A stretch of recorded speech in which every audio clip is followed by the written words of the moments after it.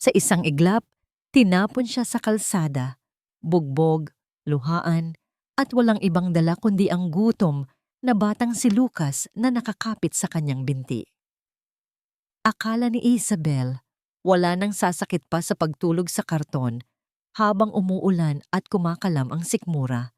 Ngunit hindi niya alam, sa kabilang dako ng syudad, isang munting prinsesa ang nakakulong sa gintong hawla. Sumisigaw ng tulong gamit ang tinig na walang makarinig.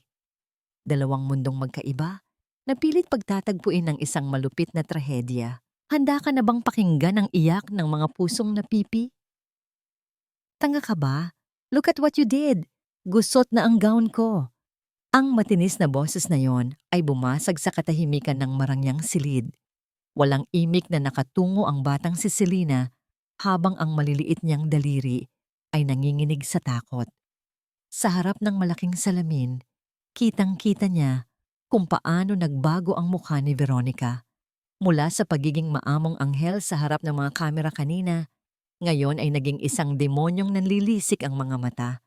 Hindi pa nakontento ang babae. Mabilis nitong hinablot ang braso ni Selena at pinihit ang manipis na balat sa ilalim ng manggas ng damit nito. Isang mariing kurot na siguradong mag-iiwan ng pasa, ngunit nasa tagong parte na hindi makikita ng kahit sino. Napangiwi sa sakit ang bata, ngunit walang lumabas na tunog sa kanyang bibig. Sanay na siya. Alam niyang ang bawat pag-iyak ay may katumbas na mas masakit na parusa. Listen to me, you mute brat, bulong ni Veronica. Ang bawat salita ay parang asidong tumutulo sa tenga ni Selena. Mamaya sa charity event, you will smile. Kakaway ka sa mga tao. At kapag tinanong ka kung nasaan ang daddy mo, you will hug me. Intindi? Dahil kung hindi, inilapit ni Veronica ang kanyang mukha sa bata. Amoy na amoy ni Selena ang mamahaling pabango na humahalo sa amoy ng kasamaan. Ipapadala kita sa ampunan kung saan puro baliw ang kasama mo. Daan kahit sumigaw ka hanggang mapaos ka, walang makikinig sa'yo. Binitawan niya ang bata ng marahas. Si Selena ay napasandal sa malamig na pader, habang ang kanyang puso ay pumipitulag na parang ibong gustong makawala sa hawla. Sa labas ng bintana, nagbabadya ang isang malakas na bagyo, tila nakikisama sa unos na nagwawala sa loob ng kanyang dibdib. Samantala, sa labas ng simbahan ng Quiapo, ang langit ay tila galit na nagbubuhos ng ulan. Ang maitim na ulap ay tumatakip sa liwanag ng araw, ginagawang gabi ang katanghaliang tapat. Sa isang masikip na sulok ng bangketa, nakaupo si Isabel sa ibabaw ng isang pirasong karton. Basang-basa na ang laylayan ng kanyang kupas na duster. Yakap-yakap niya ang isang batang lalaki, si Lucas, na nanginginig sa ginaw habang nakasiksik sa kanyang kilikili. Ang amoy ng usok ng sasakyan, basang semento, at pinaghalong pawis ng libu-libong tao ay sumasakal sa kanilang paligid. Ate Bel, gutom na po ako, mahinang daing ni Lucas. Ang boses ng bata ay garalgal, parang papel de lihang kinukuskos. Dahan-dahang dumukot si Isabel sa kanyang bulsa. Isang piraso ng pandesal na lang ang natitira. Matigas, malamig, at halos durog na.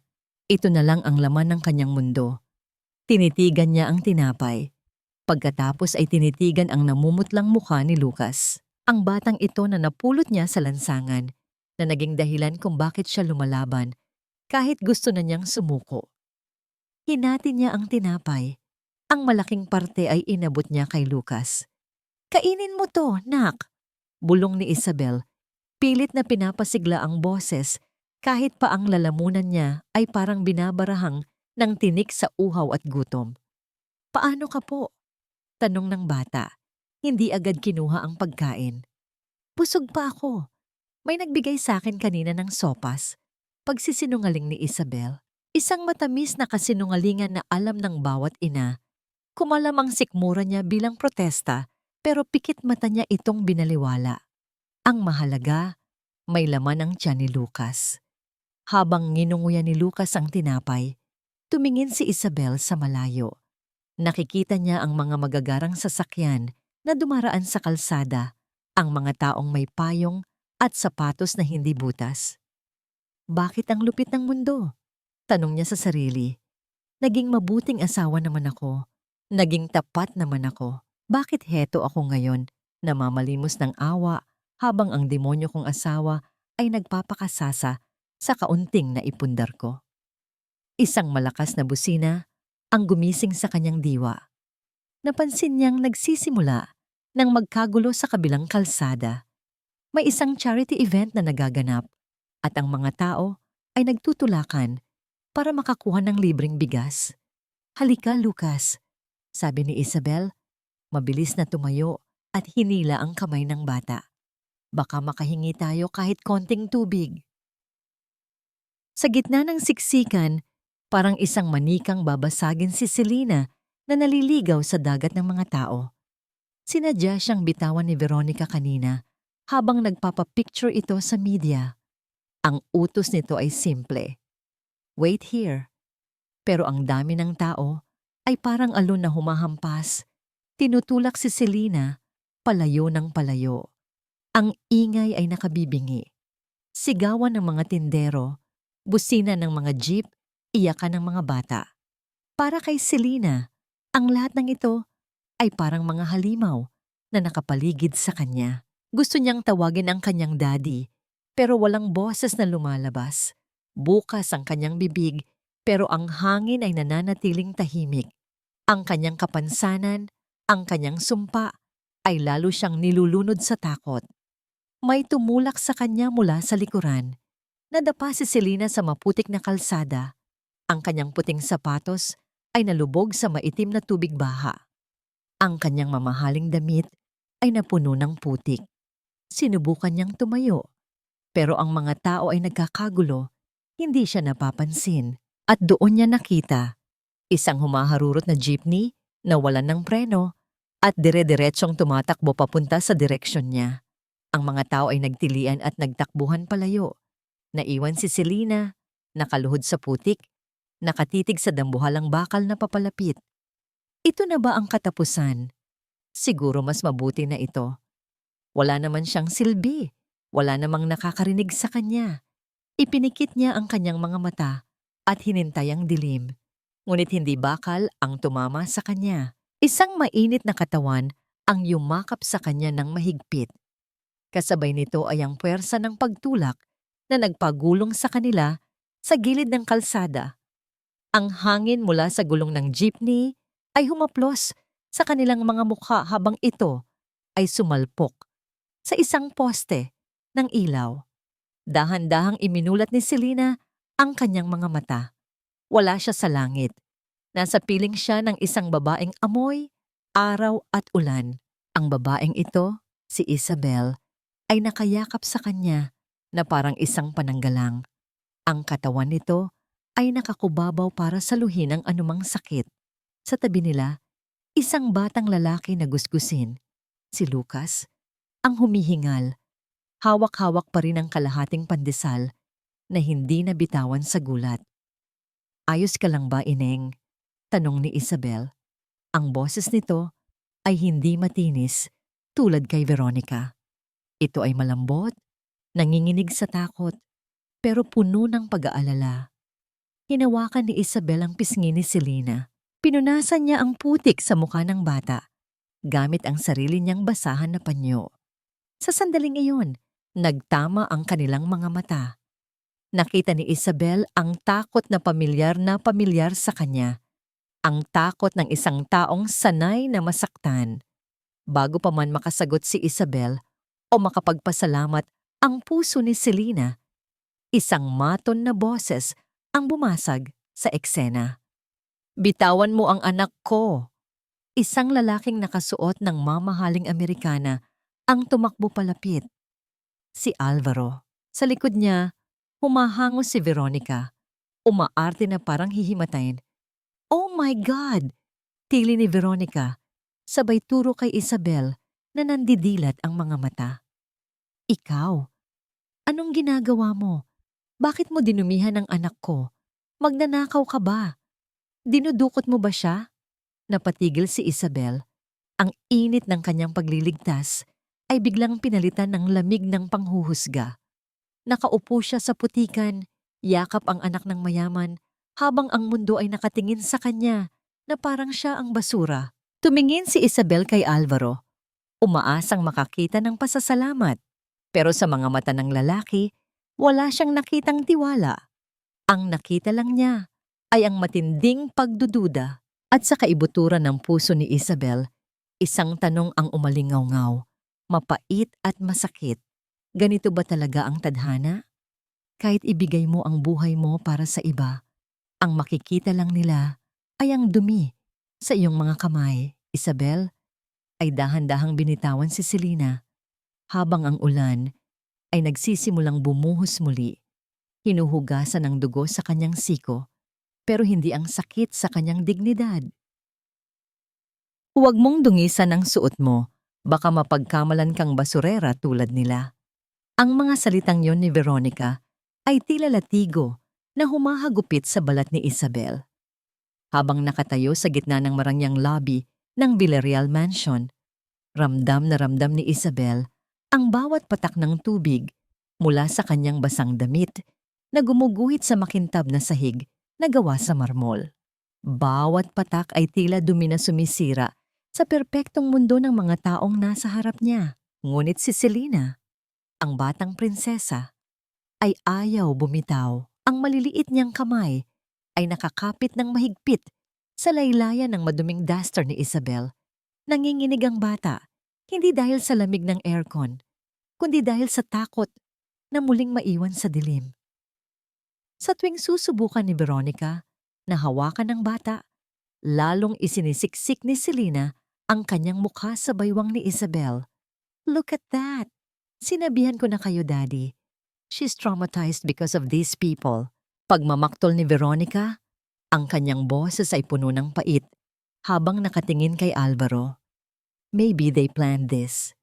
Alam mo naman ang mga tao sa kalsada, gagawa ng senaryo para makahingi ng pera. It's a classic scam, honey. Tumingin si Alvaro sa kanyang anak pagkatapos ay kay Isabel. Nakita niya ang dugong umaagos mula sa siko ng babae, ang sugat na nakuha nito nang iligtas si Selena mula sa rumagasang jeepney. Isang malalim na katahimikan ang namayani. Tanging ang tunog ng malakas na ulan sa labas na humahampas sa mga dambuhalang bintana ang naririnig. Enough, Veronica, mahinahong sabi ni Alvaro, pero may autoridad na hindi matatanggihan. Humakbang siya palapit kay Isabel. Iniligtas niya ang buhay ng anak ko. I don't care about the mud or the clothes. Utang ko sa kanya ang buhay ni Selena. Tumingin siya ng diretso sa mga mata ni Isabel. Sa unang pagkakataon, nakita ni Isabel ang bahid ng pagsisisi sa mga mata ng bilyonaryo. I'm sorry for what happened. I cannot let you go back to the streets in this weather, lalo na't ayaw kang bitawan ng anak ko. Inilahad ni Alvaro ang kanyang kamay, hindi para humingi ng pera, kundi bilang isang alok na alam ni Isabel na may kalakip na panganib. Stay here for the night. Patuyuin niyo ang mga damit niyo. Kumain kayo. Bukas, pag-uusapan natin kung paano kita mapapasalamatan ng maayos. Pero sir, bulong ni Isabel, ang kanyang boses ay halos hindi marinig. Hindi po kami nararapat dito. Kami ay, wag ka nang tumanggi. Putol ni Alvaro. Do it for the kids. Dinala sila sa isang silid sa likod ng mansyon, malapit sa quarters ng mga kasambahay, pero mas malaki at mas komportable kaysa sa anumang lugar na natulugan ni Isabel sa buong buhay niya. Binigyan sila ng malilinis na tuwalya at tuyong damit. Pagkatapos maligo, dinala sila sa kusina. Isang mahabang lamesa na gawa sa nara ang bumadya sa kanila. Puno ito ng mga pagkaing tila galing sa isang panaginip, pritong manok, mainit na sinigang, at masarap na kanin. Si Lucas, na kanina pa tila hindi makapaniwala, ay dahan-dahang kumuha ng isang hita ng manok. Pero bago niya ito isubo, tumingin siya sa paligid.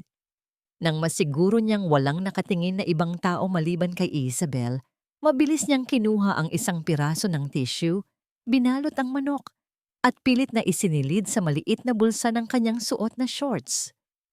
Lucas, bakit mo ginagawa iyan? Kumain ka na rito. Bulong ni Isabel. Ang puso niya ay parang pinipiga sa awa. Para sa'yo to, Ate Belle.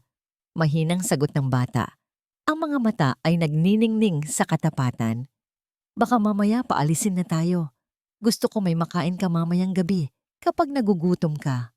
Napalingon si Isabel sa pinto at nakita niya si Alvaro na nakatayo doon. Tahimik na pinapanood ang eksena.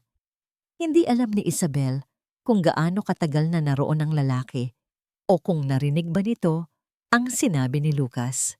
Mabilis na nag-iwas ng tingin si Isabel. Ang kanyang pisngi ay nag-init sa hiya. Ang kahirapan nila ay tila isang bukas na sugat na nakalantad sa harap ng lalaking ito. Dahan-dahang lumapit si Alvaro at umupo sa tapat nila. Hindi siya nagsalita tungkol sa itinagong manok ni Lucas. Sa halip, kinuha niya ang platito ng prutas at inilapit ito sa bata. Kumain ka lang, Lucas. Marami pa sa kusina.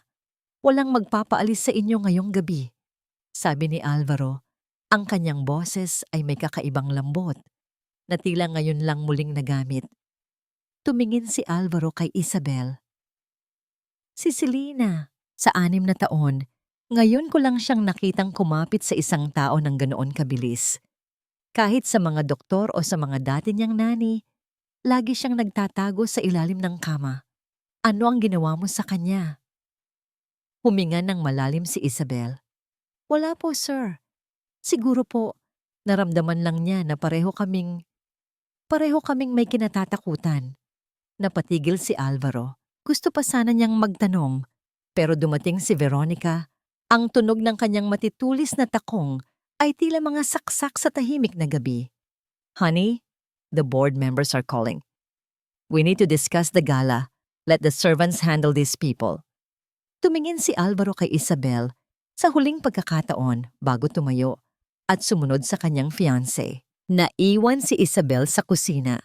Ramdam ang bigat ng mga mata ng ibang katulong na tila nagtatanong kung sino ang mga hampas lupang ito na pinakain sa lamesa ng kanilang amo.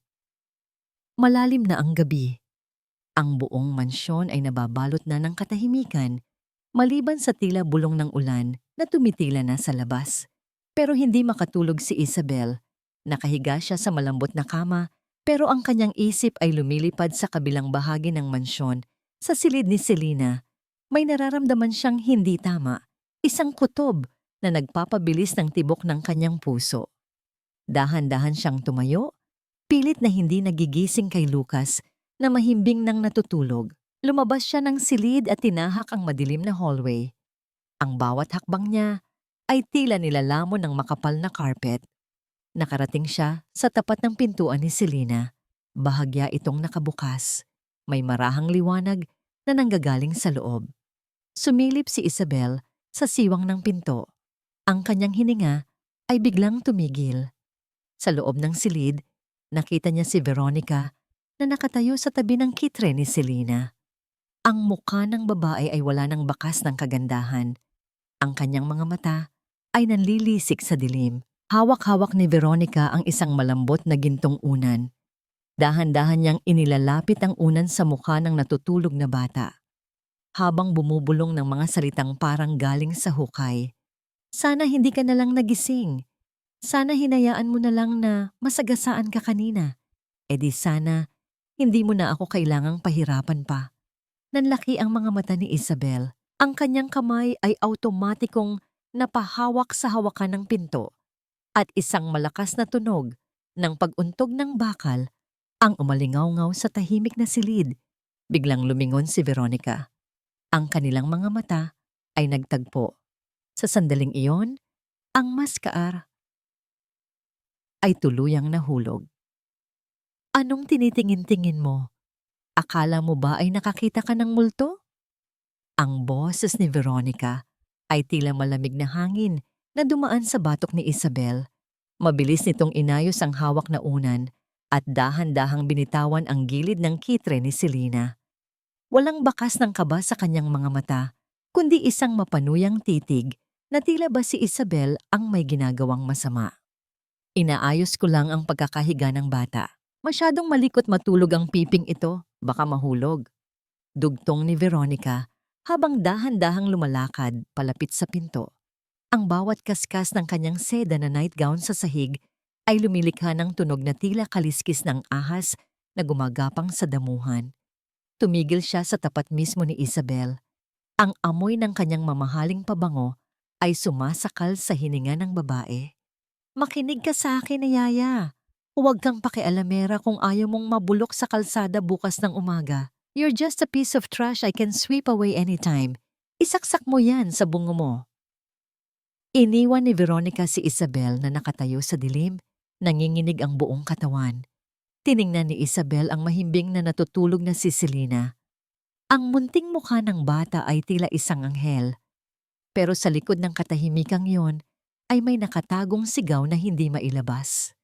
Doon naintindihan ni Isabel, ang pader na nakapaligid sa batang ito ay hindi gawa sa bato, kundi gawa sa matinding takot. Kinaumagahan, ang sikat ng araw ay sumisilip sa malalaking bintana ng dining hall. Pero para kay Isabel, ang paligid ay nananatiling madilim. Nakatayo siya sa gilid habang pinapanood si Alvaro na nagbabasa ng dyaryo. Isabel! Tawag ni Alvaro nang hindi inaalis ang tingin sa binabasa. Napansin ko na simula nang dumating kayo, hindi na masyadong nagkukulong si Selena sa kanyang playhouse. Gusto kong manatili ka rito. Be her personal nanny. I will pay you triple the standard rate. Narinig ni Isabel ang malakas na pagbagsak ng tinidor ni Veronica sa plato. Honey, are you serious? We don't even know her background. Baka may mga kasama yan sa labas na nagpaplano ng masama sa atin. Desidido na ako, Veronica. Sagot ni Alvaro. Ang kanyang boses ay tila pader na hindi matitibag. Selena needs her. And the boy, Lucas, he's good for my daughter. Wala nang nagawa si Veronica kundi ang maggingit-ngit sa galit. Pero para kay Isabel, ang alok na ito ay hindi lamang trabaho.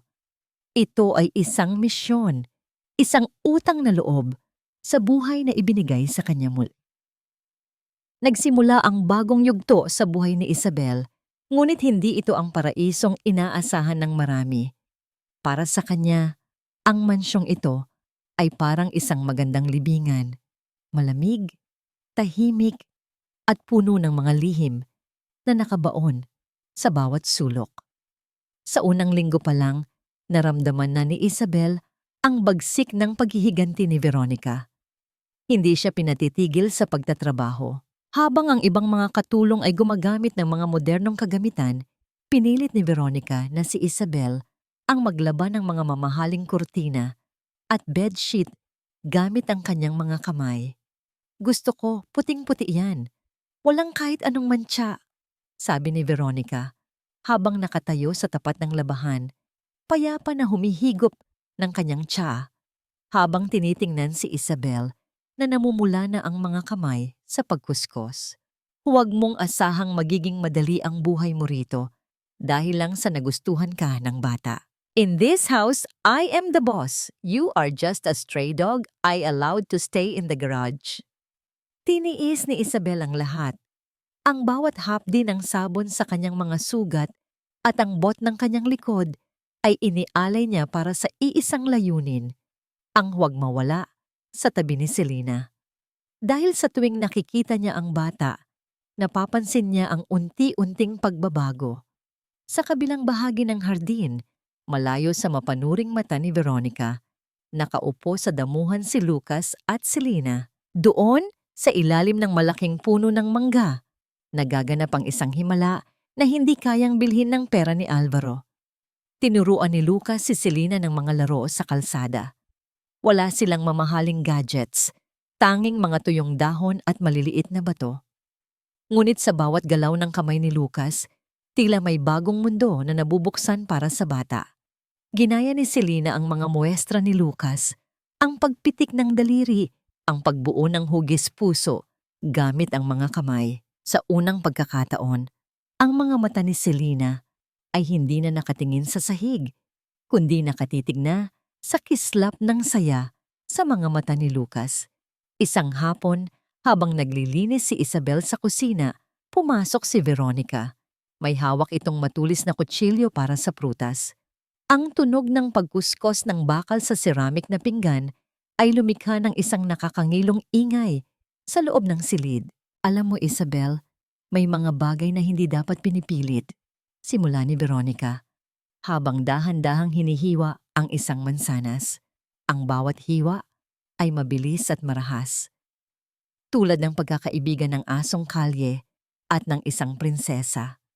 Akala mo ba ay hindi ko napapansin ang ginagawa ng batang yan sa anak ni Alvaro? He's teaching her trash behavior. Wala pong masamang ginagawa si Lucas, ma'am. Mahinahong sagot ni Isabel. Bagaman ang kanyang puso ay nagsisimula nang bumilis ang tibok. Tinuturuan lang po niya si Selena na maging bata muli.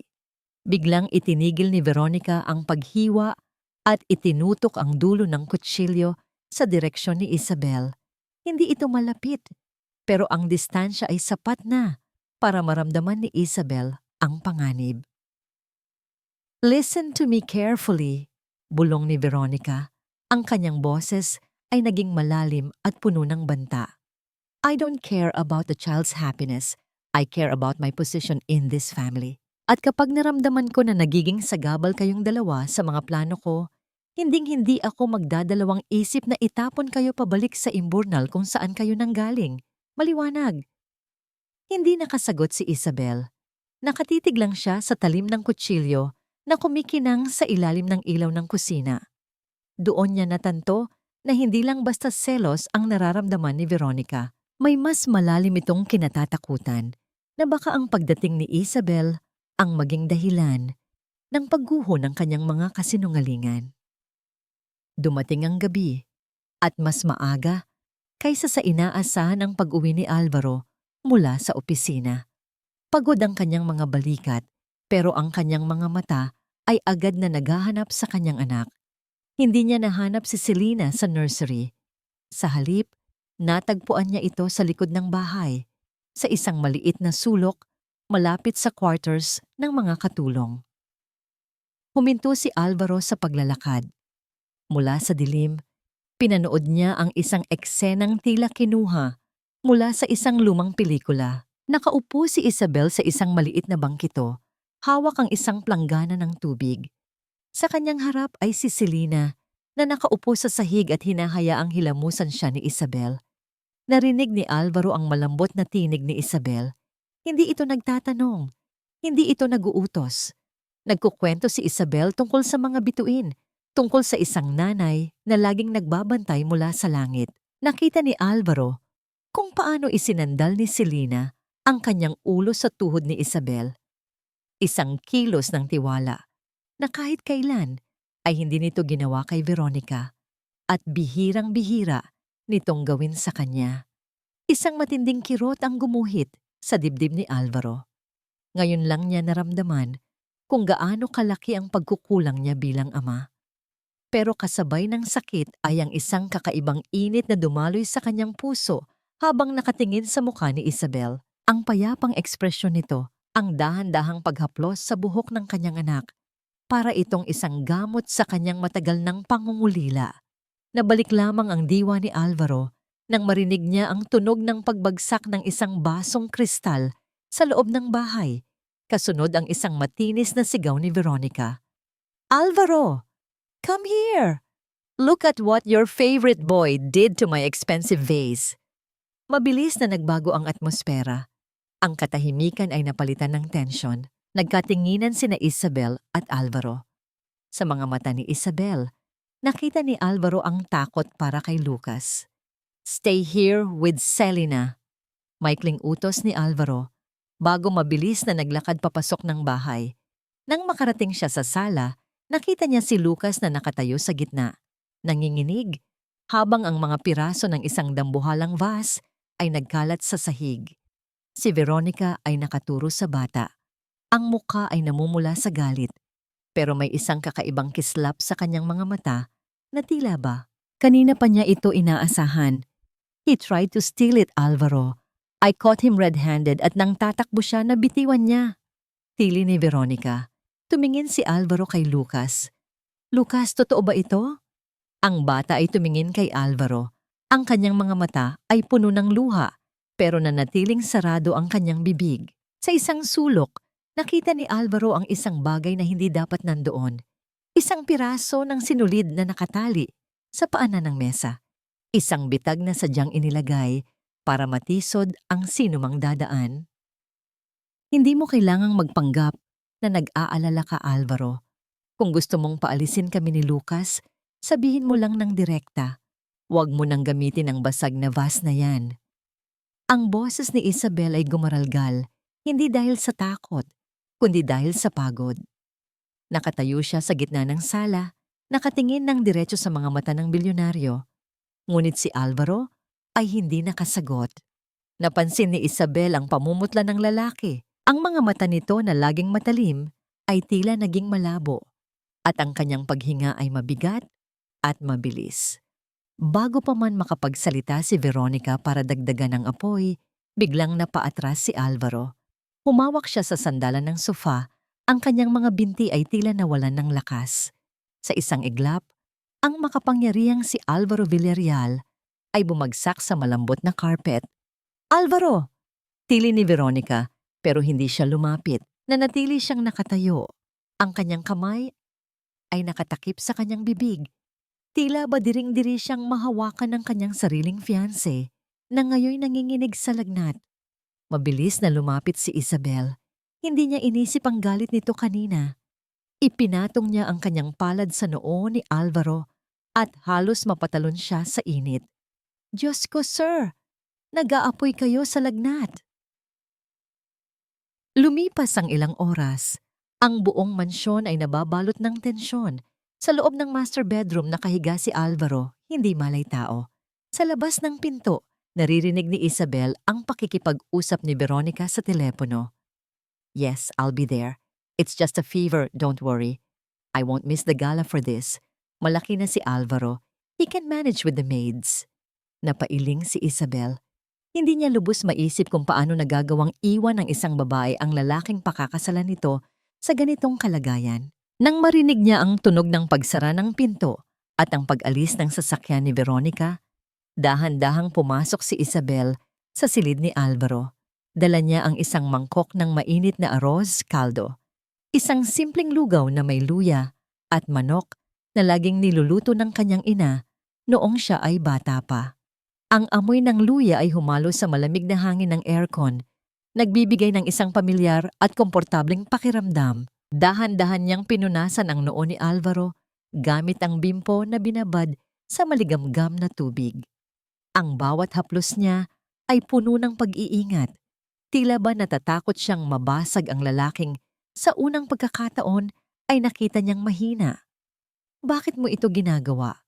Isang mahinang boses ang bumasag sa katahimikan. Nagulat si Isabel.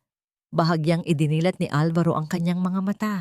Bagaman mapula ang mga ito at puno ng pagod, nakatitig ito ng diretso sa kanya. Bakit ka pa rin narito?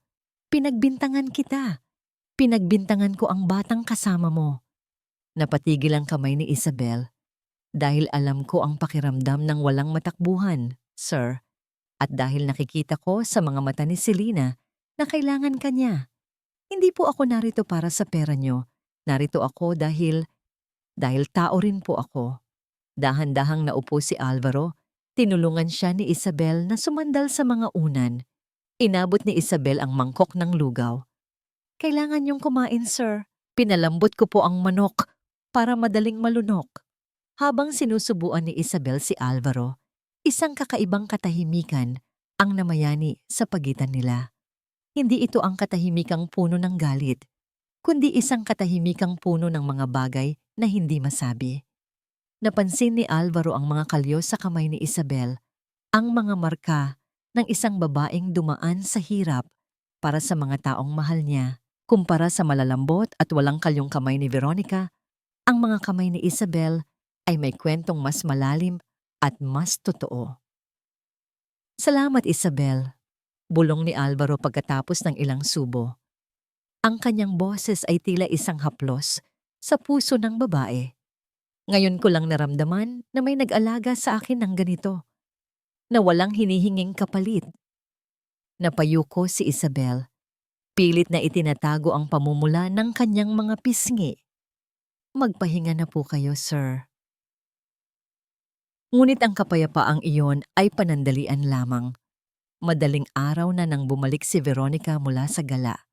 Amoy alak siya at halatang masama ang timpla. Nang makita niyang lumabas si Isabel mula sa silid ni Alvaro, ang kanyang gulat ay mabilis na napalitan ng isang mapanganib na ngiti. "You're acting like the lady of the house, aren't you?" Bulong ni Veronica.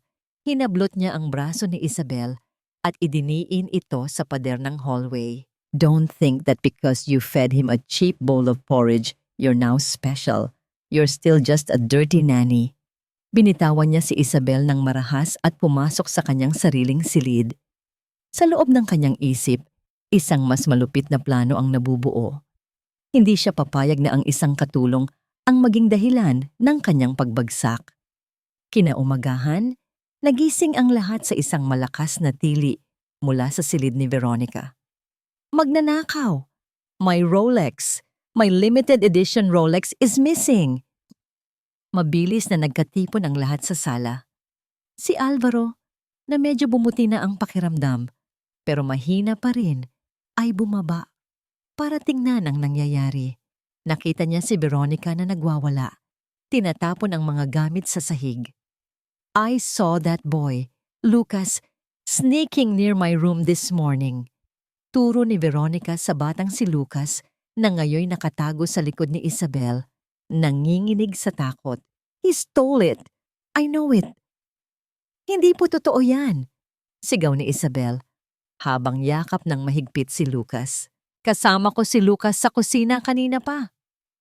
"Then explain this," sabi ni Veronica, habang mabilis na lumapit sa bag ni Lucas na nakapatong sa isang bangkito.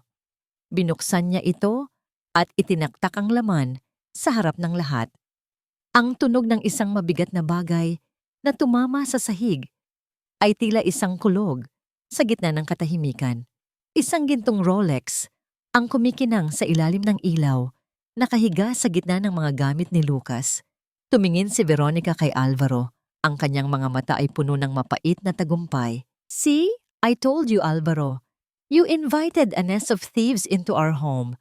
Paalisin mo na sila ngayon din bago pa pati ang anak mo ay manakaw nila." Tumingin si Alvaro kay Lucas, pagkatapos ay kay Isabel. Ang mist of distrust ay muling bumalik sa kanyang mga mata, mas makapal at mas nakakasakal kaysa dati. "Isabel?"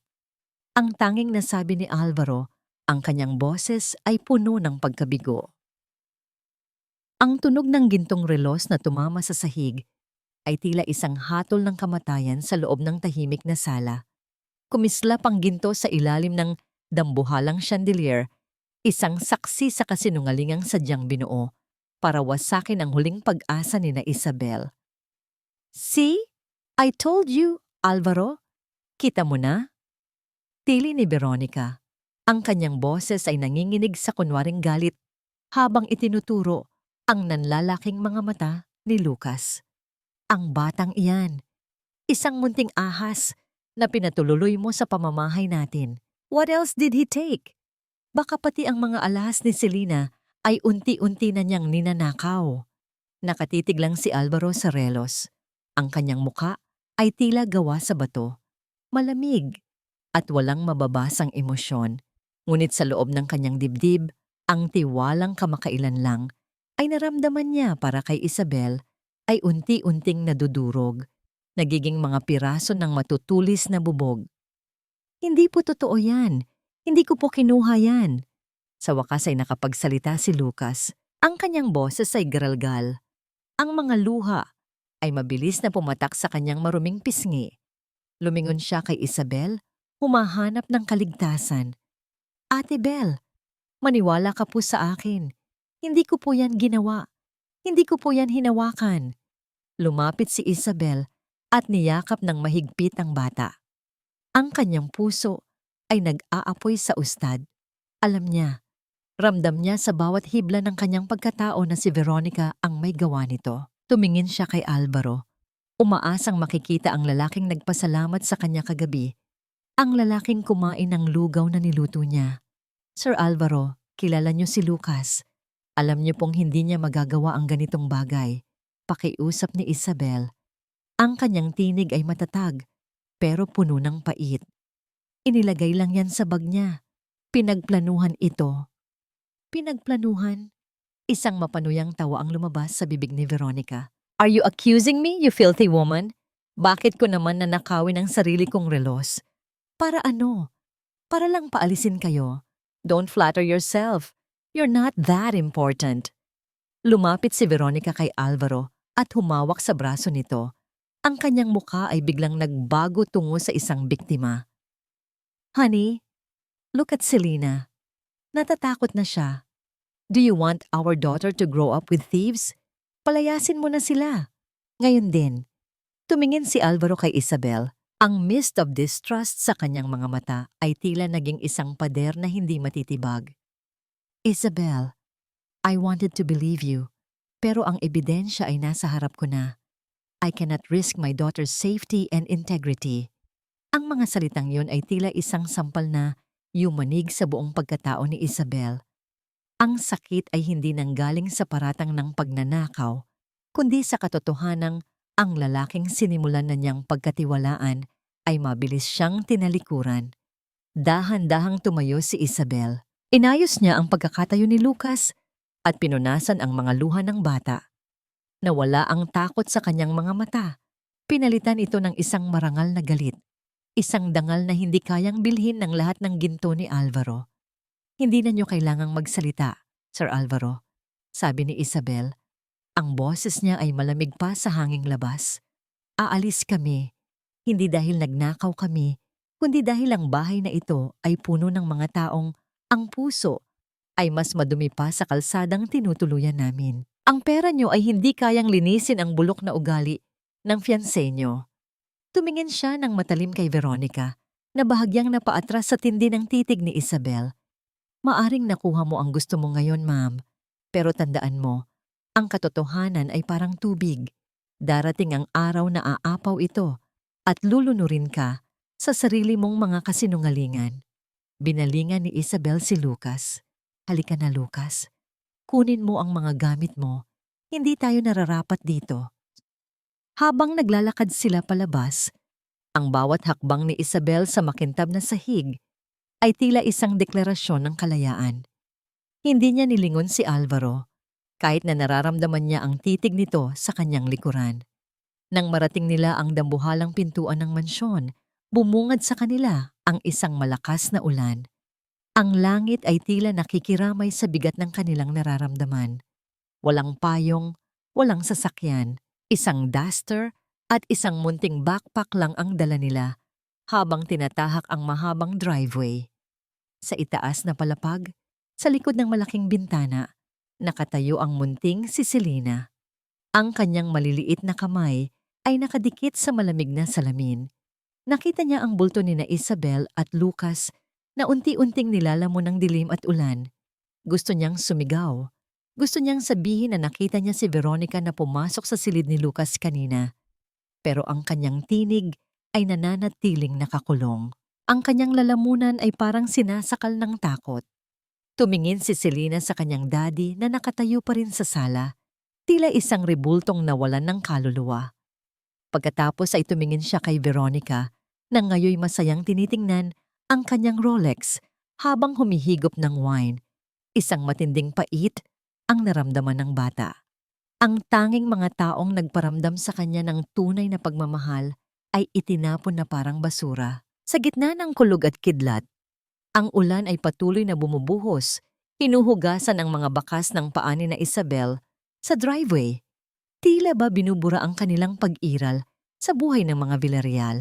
Pero sa loob ng dibdib ni Selena, isang apoy ang nagsimulang mag-alab. Isang apoy na hinding-hindi matatapos hanggat hindi niya muling nahahawakan ang kamay ng babaeng tinawag niyang nanay sa kanyang panaginip. Finally, back to normal. Wala na ang mga amoy pawis sa loob ng bahay na ito. Ang basag na boses ni Veronica ay pumailan lang sa loob ng malawak na dining hall habang hinihiwa niya ang kanyang steak. Ang tunog ng kutsilyo na kumakaskas sa porselanang plato ay tila isang nakakangilong awit ng tagumpay.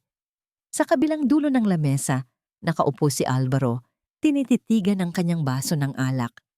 Ang mansyon na dati ay tahimik lang, ngayon ay tila naging isang dambuhalang libingan. Ang bawat sulok ay nagpapaalala sa kanya ng malambot na tinig ni Isabel at ng tawa ni Lucas na panandali ang nagbigay ng buhay sa bahay na ito. Bakit hindi ka kumakain, honey? You should celebrate. Ligtas na ang anak mo sa mga masasamang impluensya. Dugtong ni Veronica, ang kanyang mga mata ay nagniningning sa ilalim ng liwanag ng chandelier. Hindi sumagot si Alvaro. Ibinaling niya ang kanyang tingin sa itaas, sa direksyon ng silid ni Selena. Simula nang umalis sina Isabel, hindi na lumabas ng kwarto ang kanyang anak. Hindi ito kumakain, hindi uminom, at mas lalong hindi gumagawa ng kahit anong tunog. Ang katahimikan ni Selena ay hindi na ang katahimikang sanay si Alvaro. Ito ay isang katahimikang puno ng galit at pangungulila. Sa loob ng madilim na silid, nakaupo si Selena sa ilalim ng kanyang kama, nakayakap sa kanyang mga tuhod. Hawak niya ang isang maliit na piraso ng tela, isang panyo na naiwan ni Isabel. Inilapit niya ito sa kanyang ilong, pilit na hinahanap ang amoy ng luyang mainit at sabon na panlaba. Ang amoy na nagparamdam sa kanya na ligtas siya. Dahan-dahan niyang kinuha ang kanyang sketchbook mula sa ilalim ng kutsyon. Sa huling pahina, gumuhit siya ng 2 bolt. Isang malaking babae na may mahabang buhok at isang maliit na batang lalaki na may malapad na ngiti. Sa paligid nila, iginuhit niya ang isang dambuhalang kulay itim na anino na may matutulis na kuko.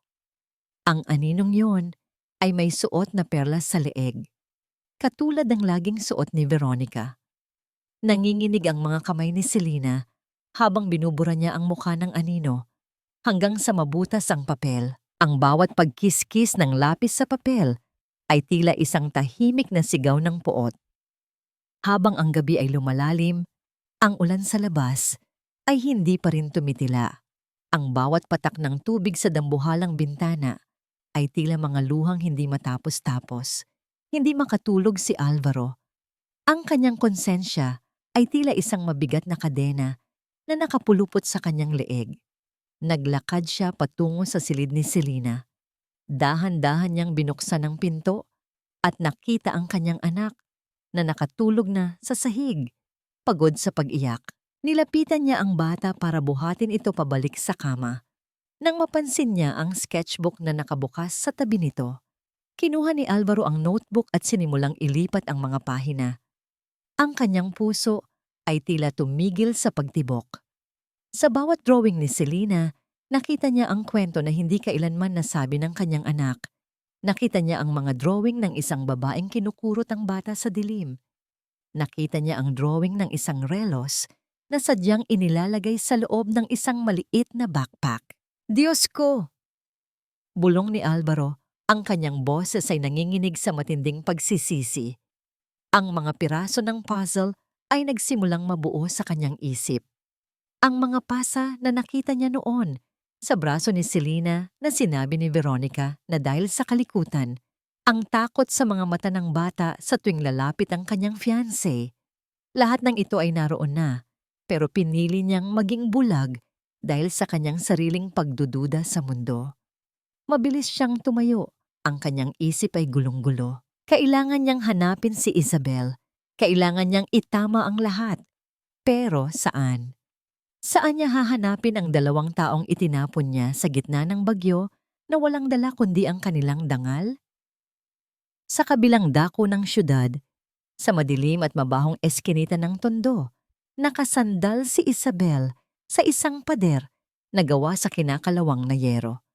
Ang tubig ulan ay tumutulo mula sa butas na bubong, bumabagsak sa kanyang balikat. Yakap-yakap niya si Lucas na nanginginig sa tindi ng lagnat. Ate Bel, Giniginaw po ako. Mahinang daing ng bata. Ang kanyang hininga ay mainit. Tila nag-aapoy ang kanyang maliit na katawan. Tahan na Lucas. Nandito si ate. Hindi kita iiwan. Bulong ni Isabel habang hinahaplos ang noo ng bata gamit ang kanyang basang kamay. Wala siyang pera para bumili ng gamot. Ang huling barya niya ay nawala nang harangin sila ng mga lasing sa kalsada kanina. Biglang bumukas ang isang pinto sa dulo ng eskinita.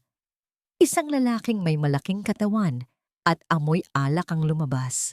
Ang mga mata nito ay nanlilisik nang makita si Isabel. Isabel? Akala ko ba ay hindi ka nababalik dito? Ang boses ng lalaki ay puno ng banta. Ito si Cardo, ang asawang tinakbuhan ni Isabel dahil sa labis na karahasan. Napaatras si Isabel, lalong hinigpitan ng yakap kay Lucas. Cardo, please huwag ngayon. May sakit ang bata. Wala akong pakialam. Sigaw ni Cardo habang mabilis na lumapit at hinablot ang buhok ni Isabel. Dahil sa'yo, nawala ang lahat ng pera ko sa sugal. Ngayong bumalik ka, pagbabayaran mo ang lahat. Ang tunog ng sampalay umalingaw-ngaw sa tahimik na eskinita, kasunod ang malakas na iyak ni Lucas. Si Isabel ay bumagsak sa putikan, pero hindi niya binitawan ang bata. Ang sakit sa kanyang pisngi ay wala kumpara sa takot na nararamdaman niya para kay Lucas. Sa gitna ng kadiliman ng gabi, habang ang ulan ay patuloy na bumubuhos, si Isabel ay natingala sa langit. Nasaan ang katarungan? Tanong niya sa kanyang sarili. Iniligtas ko ang isang buhay, pero bakit ang buhay ko ang unti-unting pinapatay? Sa mansyon ng mga Villarreal, nakatitig si Alvaro sa ulan.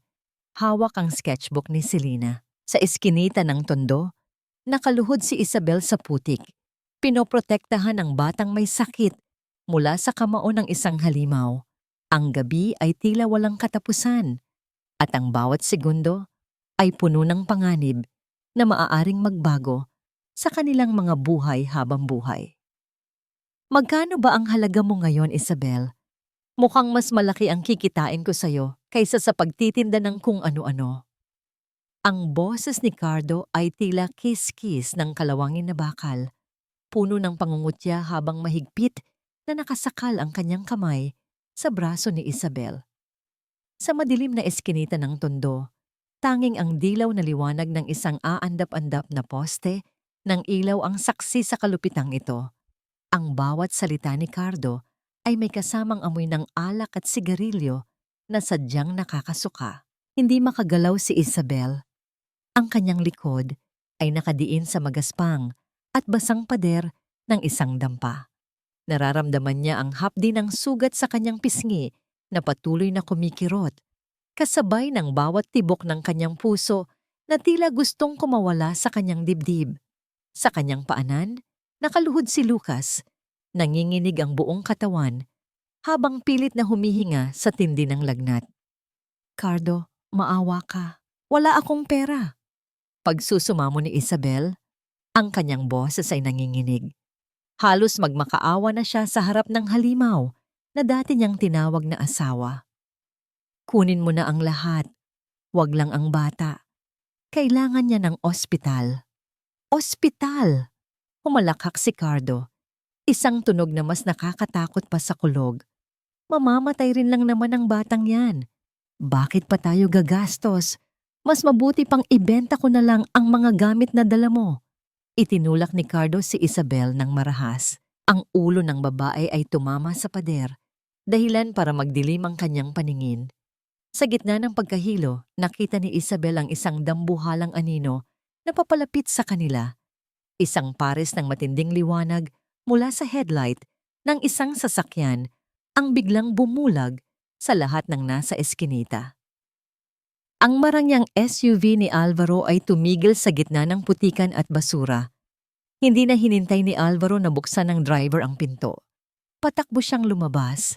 Ang kanyang mamahaling sapatos ay agad na nalubog sa maitim at mabahong tubig ng eskinita. Ngunit wala siyang pakialam. Ang tanging nasa isip niya ay ang mukha ni Isabel sa sketchbook ni Selena. Ang mukhang puno ng lungkot na siya mismo ang nagdulot. Bitawan mo siya. Ang sigaw ni Alvaro ay umalingaw-ngaw, puno ng awtoridad at galit na matagal nang nakakubli. Napatigil si Cardo. Tumingin siya sa lalaking nakasuot ng plansadong Amerikana na tila ba galing sa ibang planeta. At sino ka naman? Huwag kang makialam dito, bilyonaryo. Asawa ko ito. Wala akong pakialam kung sino ka. Humakbang si Alvaro palapit. Ang kanyang mga kamao ay nakakuyom hanggang sa mamuti ang kanyang mga buko-buko. Ang alam ko lang, sinaktan mo ang taong pinakamahalaga sa anak ko. At pagbabayaran mo yan. Nang makita ni Alvaro ang kalagayan ni Isabel, ang basang damit, ang pasa sa mukha, at ang nangihinang si Lucas, isang matinding ustad ang sumabog sa kanyang dibdib. Ang lahat ng kanyang yaman at kapangyarihan ay tila walang silbi sa harap ng ganitong klaseng sakit. Lumapit siya kay Isabel at dahan-dahan itong inalalayan. Tila ba isa itong babasaging kristal. Isabel, patawarin mo ako, bulong ni Alvaro. Ang kanyang boses ay garalgal, puno ng pagsisisi na hindi kayang bayaran ng anumang halaga. Tumingin si Isabel kay Alvaro. Sa kabila ng sakit at pagod, nakita niya ang katotohanan sa mga mata ng lalaki. Ngunit bago pa man siya makapagsalita, mabilis na kumilos si Cardo. Kumuha ito ng isang basag na bote mula sa basura at itinutok kay Alvaro. Pera. Bigyan mo ako ng pera at hahayaan ko kayong umalis. Tili ni Cardo. Ang kanyang mga mata ay nanlilisik sa kasakiman. Hindi natinag si Alvaro. Hinarap niya ang panganib para protektahan sina Isabel at Lucas. Makukuha mo ang gusto mo, pero tandaan mo ito. Simula sa araw na ito, hinding-hindi mo na muling mahahawakan ang kahit dulo ng daliri ni Isabel. Isusumpa ko, mabubulok ka sa kulungan. Sa gitna ng tensyon, ang tunog ng sirena ng pulis ay nagsimulang marinig mula sa malayo. Nataranta si Cardo at sinubukang tumakas, pero mabilis siyang naharangan ng mga bodyguard ni Alvaro na kanina pa nakabantay sa paligid. Binuhat ni Alvaro si Lucas habang ang kabilang kamay niya ay nakahawak ng mahigpit sa kamay ni Isabel. Halika na, uuwi na tayo. Ngunit ang pag-uwi na inaakala ni Alvaro ay hindi pala magiging payapa. Habang tinatahak nila ang daan pabalik sa mansyon, isang tawag mula sa isang katulong ang nagpabilis ng tibok ng puso ni Alvaro. Sir, si Ma'am Veronica. Isinama po niya si Selena. Sabi niya, magsisimba raw sila pero parang galit na galit po siya. Ang lamig ay gumapang sa buong katawan ni Alvaro. Alam niya, alam ni Veronica na natuklasan na ang lahat. At ang isang taong desperado ay kayang gawin ang lahat ng uri ng kasamaan. Saan sila nagpunta? Tanong ni Alvaro. Ang kanyang boses ay tila yelo sa lamig. Sa lumang simbahan po. Sa Quiapo, doon po sa may malaking taptsuong. Nanlaki ang mga mata ni Isabel. Ang taptsuong kung saan unang nagtagpo ang kanilang mga tadhana. Doon din ang lugar kung saan ang hangin ay malakas at ang bawat hakbang ay maaaring mauwi sa kamatayan. Pagdating nila sa simbahan, ang paligid ay nababalot ng kadiliman at ang tunog ng malakas na ulan ay tila isang babala. Nakita nila ang sasakyan ni Veronica na nakaparada sa labas. Mabilis na tumakbo si Alvaro at Isabel patungo sa loob. Ang kanilang mga yabag sa lumang sahig ng simbahan ay lumilikha ng nakakangilong ingay. Tumingala sila. Doon, sa itaas ng matandang taptsuong, nakatayo ang bulto ni Veronica. Hawak-hawak niya ang kamay ni Selena, habang ang bata ay nakatayo sa gilid ng kinakalawang na rehas. Ang bawat ihip ng hangin ay tila gustong itulak ang bata patungo sa kawalan. Huwag kayong lalapit! Sigaw ni Veronica mula sa itaas. Ang kanyang boses ay naging matinis, puno ng kabaliwan. Kapag humakbang pa kayo ng isa, sasama ang batang ito sa pagbagsak ko. Alvaro, sinira mo ang buhay ko. Binigay ko sa iyo ang lahat, pero ang mas pinili mo ay ang basurang yan. Napatigil si Isabel sa ibaba ng hagdanan. Nakita niya ang takot sa mga mata ni Selena, isang takot na mas matindi pa sa takot na naramdaman niya sa eskinita kanina. Veronica, pakawalan mo siya. Wala siyang kasalanan. Sigaw ni Alvaro. Ang kanyang mukha ay namumutla sa tindi ng kaba. Kasalanan niya ang lahat. Kung hindi dahil sa piping ito, sana ay kasal na tayo. Halakak ni Veronica, habang dahan-dahang itinatapat ang kamay ni Selena sa bakanteng espasyo ng tapchung. Sa sandaling iyon, ang langit ay tila nagalit. Isang malakas na kidlat ang gumuhit sa kalawakan, nagbibigay ng panandaliang liwanag sa mukha ni Veronica na tila isang demonyo. Si Isabel ay nagsimulang umakyat sa hagdanan. Hindi inisip ang panganib, hindi inisip ang sariling buhay. Ang tanging alam niya ay kailangang marinig ni Selena ang kanyang boses. Ang katanungang bumabalot sa puso ng lahat sa gabing iyon. Hanggang saan kayang magsakripisyo ang isang pusong sugatan para sa isang batang hindi naman niya kadugo? Isang hakbang pa, Isabel, at bibitawan ko ang batang ito. Gusto mo bang makita kung paano lilipad ang isang anghel patungo sa impyerno? Ang boses ni Veronica ay nilamon ng matinding ugong ng hangin sa itaas ng tapchuong. Nakatayo siya sa pinakagilid ng luma at kinakalawang na rehas. Ang kanyang mga mata ay nanlilisik sa ilalim ng bawat guhit ng kidlat. Hawak niya sa manipis na braso si Selena na ang mga paa ay kalahati nang nakalutang sa kawalan. Ang bawat ihip ng hangin ay tila isang kamay na humihila sa bata, pababa, sa madilim na semento ng kalsada. Nakarating si Isabel sa huling baitang ng hagdanan. Ang kanyang hininga ay kapos. Ang kanyang mga kamay ay puno ng sugat mula sa pag-akyat sa magaspang na kahoy at bakal. Ngunit hindi niya naramdaman ang pagod. Ang tanging nakikita niya ay ang nangangatog na katawan ni Selena at ang mga mata ng bata na nagsusumamo ng kaligtasan. Veronica, itigil mo na ito. Pakiusap ni Isabel.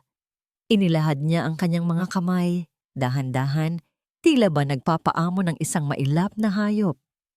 Alam kong nasasaktan ka. Alam kong natatakot ka, pero huwag mong idamay ang batang walang kalaban-laban. Pakawalan mo si Selena at ako ang kunin mo. Ikaw? Humalakak si Veronica, isang tunog na mas nakakangilo pa sa pagkiskis ng mga bakal sa tapchuong. Bakit ko kukunin ang isang basurang tulad mo? Ikaw ang sumira sa lahat. Dahil sa'yo, naging malinaw kay Alvaro na hindi niya ako kailangan. Dahil sa'yo, naging basura ang pangarap ko. Sa ibaba, naririnig ang boses ni Alvaro na sumisigaw. Humihingi ng saklolo sa mga awtoridad. Pero ang taas ng tapchung at ang lakas ng ulan ay tila bumubuo ng isang pader na naghihiwalay sa kanila sa mundo. Biglang nawalan ng balanse si Veronica dahil sa madulas na sahig. Sa isang iglap, bumitaw ang kanyang pagkakahawak sa rehas. Kasabay nito, ang kanyang kabilang kamay ay marahas na itinulak si Selena para maisalba ang sarili. Selena! Ang tanging naisigaw ni Isabel. Sa sandaling iyon, ang lahat ay tila huminto sa paggalaw. Nakita ni Isabel ang katawan ni Selena na unti-unting nahuhulog sa siwang ng tapchuong. Sa gitna ng matinding desperasyon, tumalon si Isabel at kumapit sa dulo ng rehas gamit ang isang kamay, habang ang kabilang kamay niya ay mabilis na humablot sa maliit na kamay ni Selena. Ang tunog ng nababali na kahoy at ang pag-atungal ng hangin ay bumalot sa kanila. Nakabitin si Isabel sa labas ng tapchuong. Hawak ang bigat ng bata, habang ang kanyang sariling braso ay tila binabaklas mula sa balikat sa tindi ng puwersa. Sa itaas nila, si Veronica ay nakaluhod, nakatitig sa kanila nang walang emosyon. Isang mapanganib na ngiti ang gumuhit sa kanyang mga labi.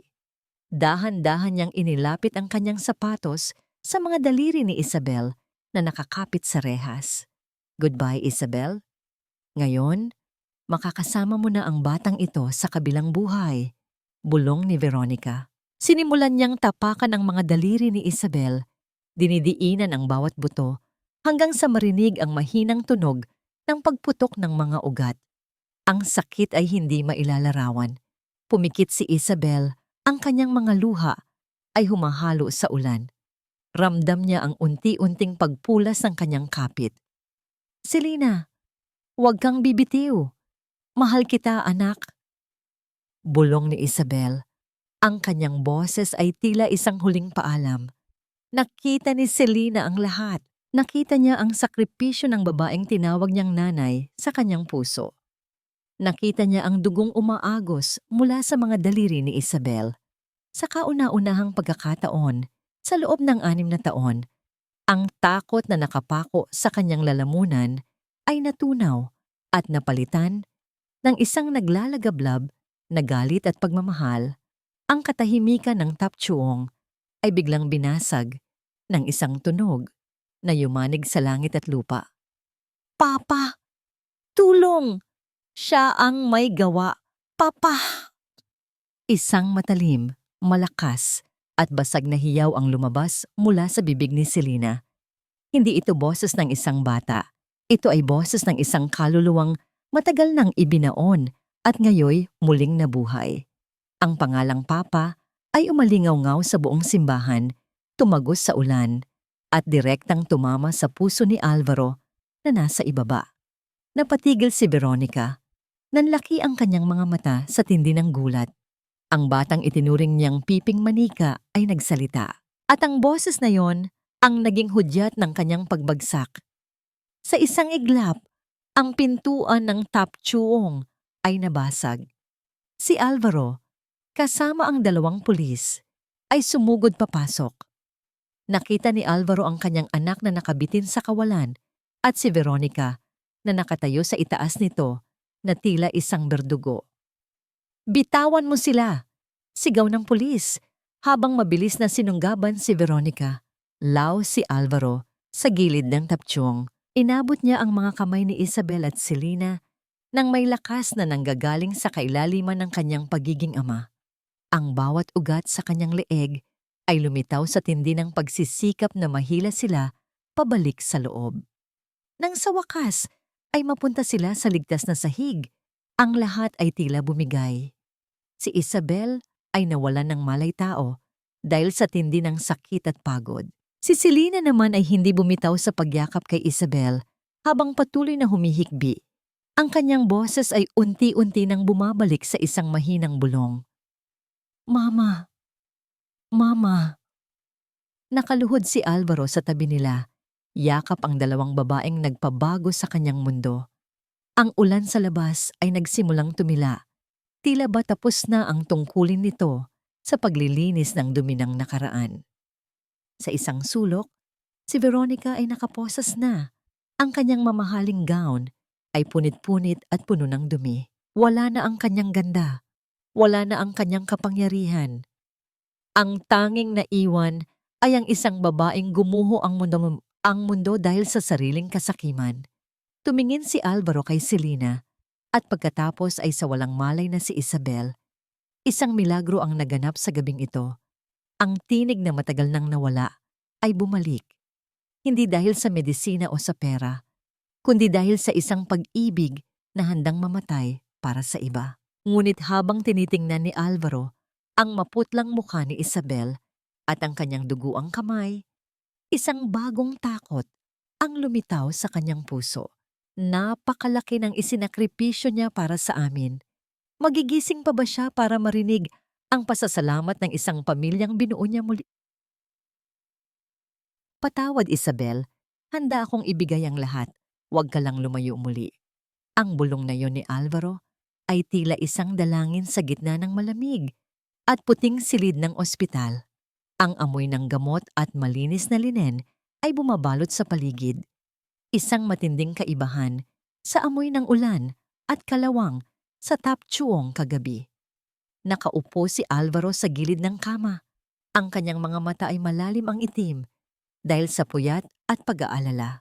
Nakatitig siya sa mga kamay ni Isabel na balot ng puting gasa. Ang mga kamay na sumalo sa bigat ng kanyang anak. Ang mga kamay na dinurog ng sapatos ni Veronica. Dahan-dahang iminulat ni Isabel ang kanyang mga mata. Ang bawat kurap ay tila isang pagtutuos sa sakit na nararamdaman ng kanyang katawan. Nang makita niya ang mukha ni Alvaro, ang unang pumasok sa kanyang isip ay hindi ang galit, kundi ang kaligtasan ng mga bata. Si Selena? Si Lucas? Ang nangihinang tanong ni Isabel. Ang kanyang boses ay parang tuyong dahon na hinihipan ng hangin. Ligtas sila, Isabel. Ligtas silang dalawa dahil sa'yo. Sagot ni Alvaro, habang dahan-dahang hinahawakan ang dulo ng kumot ni Isabel. Tila natatakot na baka ang simpleng pagdampi niya ay magdulot ng higit pang sakit.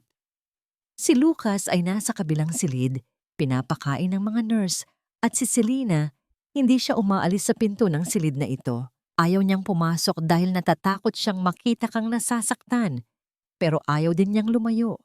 Isang mapait na ngiti ang gumuhit sa labi ni Isabel. Mabuti naman. Kung ganoon, wala na akong dahilan para manatili pa. Napatigil si Alvaro. Ano ang ibig mong sabihin? Dito ka natitira sa mansyon, hindi na bilang katulong kundi bilang bahagi ng pamilyang ito. Hindi ganoon kadali yun, Sir Alvaro. Bulong ni Isabel habang itinatago ang kanyang mga duguang kamay sa ilalim ng kumot. Ang sugat sa kamay ko ay gagaling, pero ang sugat sa dangal ko, ang pagdududa sa mga mata mo noong nahulog ang relos na yon. Yun ang hindi madaling burahin. Kami ay mga taong kalsada lang sa paningin ng mundo. At ang mundong kinalalagyan mo, hinding-hindi kami tatanggapin doon ng buo.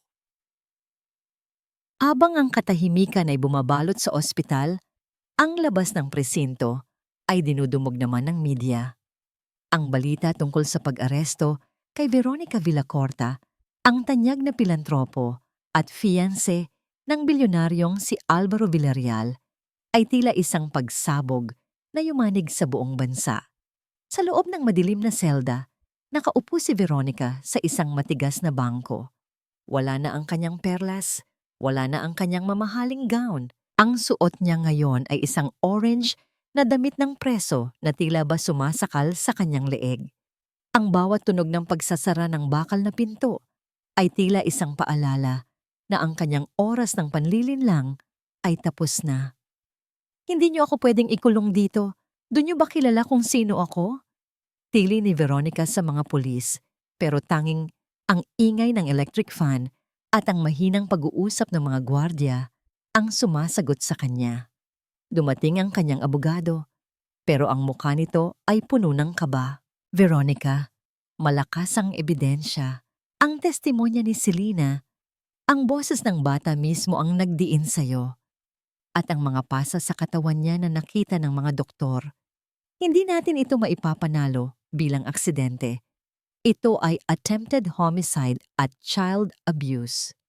Napagulgol si Veronica, pero hindi ito luha ng pagsisisi. Ito ay luha ng pagkatalo. Ang lahat ng kanyang binuong palasyo ng kasinungalingan ay nagmukhang mga basura sa harap ng katarungang sa wakas ay nagising. Balik sa ospital, isang mahinang katok sa pinto ang bumasag sa pag-uusap ni na Alvaro at Isabel. Dahan-dahang bumukas ang pinto at sumilip ang munting mukha ni Selena. May hawak siyang isang maliit na bulaklak na gawa sa papel, isang origami na itinuro sa kanya ni Lucas. Mama? Mahinang tawag ni Selena. Ang boses niya ay hindi na ang basag na hiyaw sa taptsuong. Ito ay malambot na. Tila isang himig na naghahanap ng pahinga. Lumapit ang bata sa kama at maingat na inilagay ang papel na bulaklak sa ibabaw ng balat na braso ni Isabel. Pagkatapos, nang walang pag-aalinlangan, idinikit ni Selena ang kanyang maliit na pisngi sa balat ni Isabel. Ang init ng balat ng bata ay tila isang gamot na dumadaloy sa mga ugat ni Isabel. Mas mabisa pa sa anumang suwero sa ospital. Sa sandaling iyon, ang bawat luhang pumatak mula sa mga mata ni Isabel ay hindi na luha ng pait, kundi luha ng isang ina na sa wakas ay nahanap ang kanyang tahanan.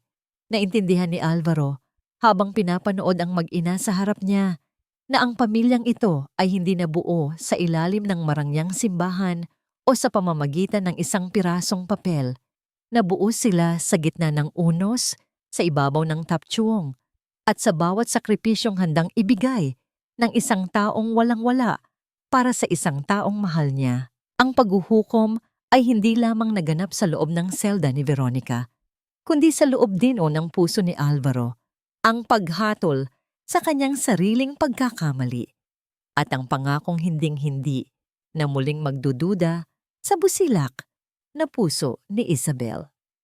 Sa akin ang batang yan. Anak ko yan. Kaya may karapatan ako sa lahat ng perang makukuha niya. Ang boses na yon ay parang isang lason na muling bumalik para sirain ang kapayapaan ng umaga. Sa labas ng private wing ng ospital, nakatayo si Cardo.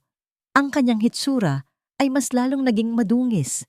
Ang kanyang mga mata ay mapulang-mapula dahil sa puyat at bisyo, at ang kanyang hininga ay amoy ng alak na tila nang gagaling sa kailaliman ng lupa. Nakaharang ang mga security guard ni Alvaro, pero hindi nagpapaawat si Cardo. Alam niya ang yaman ng mga Villarreal. Alam niya na ang batang si Lucas ay naging hero sa mga balita. At para sa isang taong lulong sa sugal, ang bata ay hindi na isang tao. Ito ay isang tiket sa loterya. Sa loob ng silid, narinig ni Isabel ang kaguluhan. Ang kanyang katawan na nagsisimula palang gumaling ay biglang naniga sa takot. Ang alaala ng bawat sipa at sampal ni Cardo ay tila mga aninong bumabalot sa kanya. Si Cardo, nandyan siya. Bulong ni Isabel, ang kanyang mga kamay ay nagsimulang manginig sa ilalim ng kumot. Alvaro, itago mo si Lucas. Huwag mong hayaang makuha niya ang bata. Gagawin niyang kasangkapan si Lucas sa pagnanakaw. Mabilis na tumayo si Alvaro. Walang bakas ng takot sa kanyang mukha, kundi isang matinding galit na tila isang bulkang malapit ng sumabog. Manatili ka rito, Isabel. Huwag kang matakot. Hinding-hindi na niya kayo masasaktan muli. Lumabas si Alvaro ng silid. Ang tunog ng kanyang mga yabag sa hallway ay tila mga hakbang ng isang haring handang protektahan ang kanyang nasasakupan. Nang makarating siya sa harap ni Cardo, ang atmosfera ay naging kasing lamig ng yelo. Magkano? Tanong ni Alvaro. Ang kanyang boses ay patay, walang emosyon. Ano? Napatigil si Cardo, bahagyang nagulat sa diretsahang tanong ng bilyonaryo.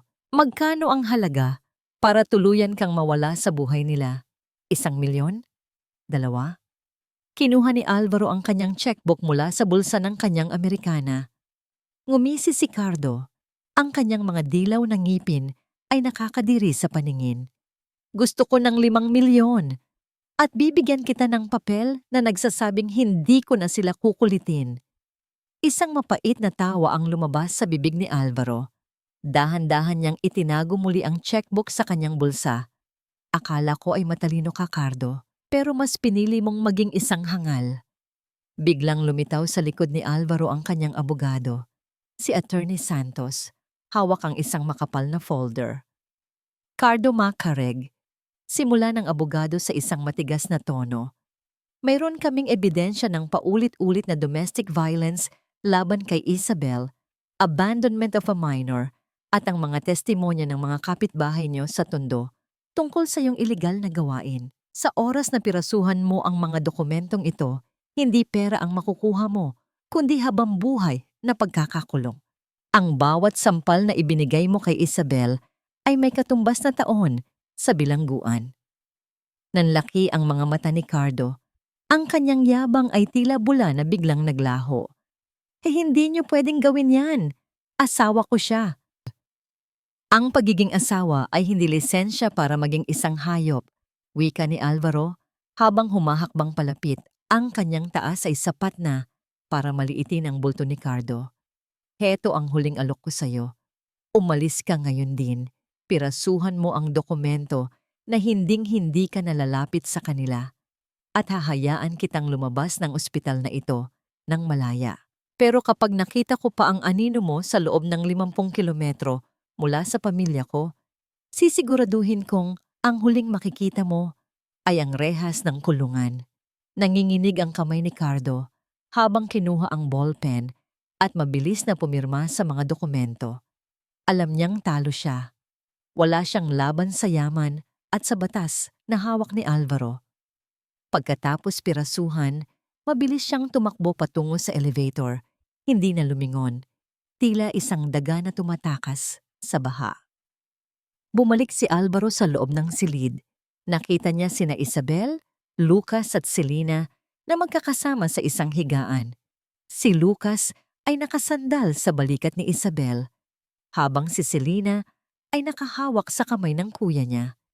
Isang napakagandang tanawin na sapat na para burahin ang lahat ng pagod sa buong buhay ni Alvaro. Wala na siya, Isabel. Hindi na siya babalik, sabi ni Alvaro. Ang kanyang boses ay muling naging malambot. Nakahinga ng maluwag si Isabel. Tumingin siya kay Alvaro ng may matinding pasasalamat. Salamat, Alvaro. Hindi ko alam kung paano kita mababayaran. Lumapit si Alvaro at kinuha ang kamay ni Isabel, ang kamay na hindi balot ng gasa. Hindi ko kailangan ng bayad, Isabel. Ang kailangan ko lang ay ang pagkakataong bumawi sa inyo. Gusto kong maging tunay na ama kay Lucas at gusto kong maging asawa sa babaeng nagligtas, hindi lang sa anak ko, kundi sa aking kaluluwa. Tumingin si Lucas kay Alvaro. Tito Al, to po ba? Pwede na po ba kaming tumira sa inyo habang buhay? Ngumiti si Alvaro at ginulo ang buhok ng bata. Hindi lang tumira, Lucas. Magiging Villarreal na rin ang apelyido mo. Magiging kuya ka na ni Selena sa harap ng batas at hinding-hindi na kayo muling magugutom o matutulog sa karton.